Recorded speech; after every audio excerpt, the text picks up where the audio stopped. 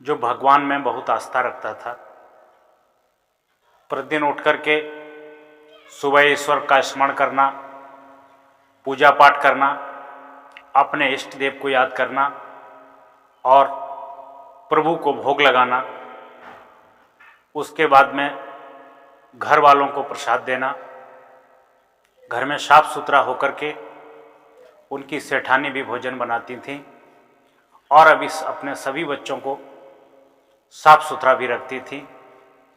सभी बच्चे प्रातः उठ करके अपनी शिक्षा अध्ययन करते थे और विद्यालय जाते थे।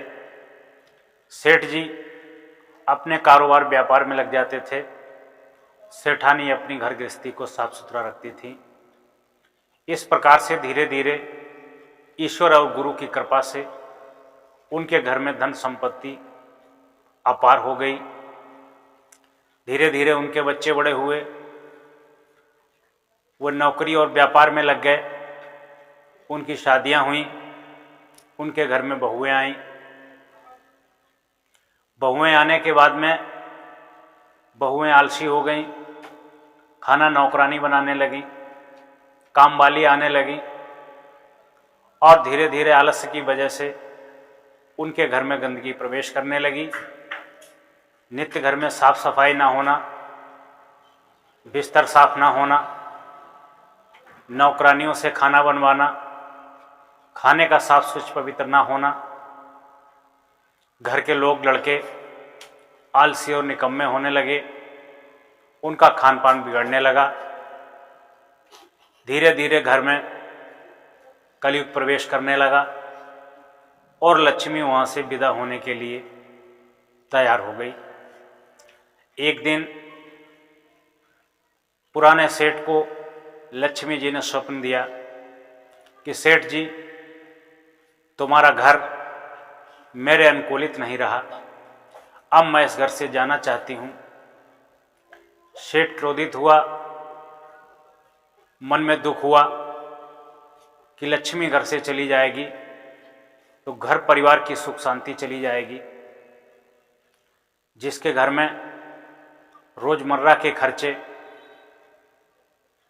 रोज के खाने खर्चे, बच्चों की शिक्षा के खर्चे उठाने के लिए पर्याप्त धन होता है, अतिथि का स्वागत करने के लिए पर्याप्त धन होता है, आवागमन के लिए गाड़ी और वाहन होते हैं, उसका जीवन सुखमय होता है। जब लक्ष्मी घर से विदा ले लेगी तो घर में दरिद्र आकर बैठ जाएगा, अर्थात घर में शनिचर आके बैठ जाएगा, अर्थात घर में गरीबी का वास होगा। सेठ दुखी हुआ। दुखी होने से क्या होता है, जब उसके वातानुकूलित नहीं था तो लक्ष्मी ने कहा, सेठ तूने मेरी बहुत सेवा की है, जाते जाते अगर तू चाहे तो एक वरदान मुझसे मांग सकता है।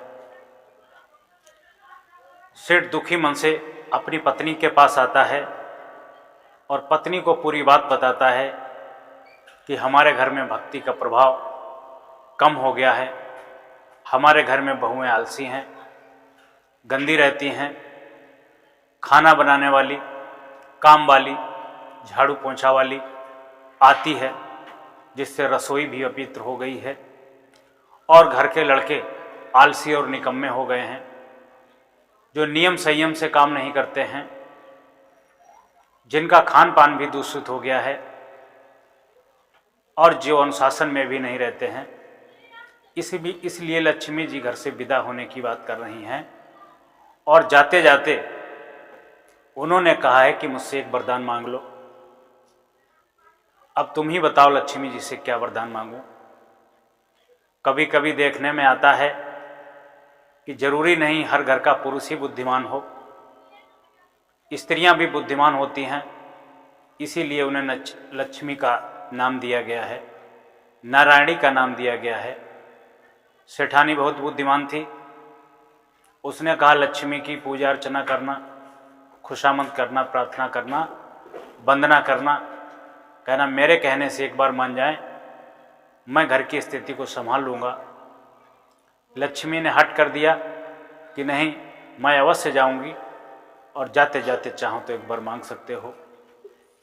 सेठ की सेठानी ने कहा कि ऐसा वर मांगना, कहना तुम जा रही हो तो जाओ, लेकिन मेरे बेटों में जो भाईचारे का प्रेम है, जो आपसी प्रेम है, देवरानी जेठानी में जो प्रेम है, सास बहू में जो प्रेम है, पिता और पुत्र में जो प्रेम है, वो प्रेम बना रहे, सुमति बनी रहे।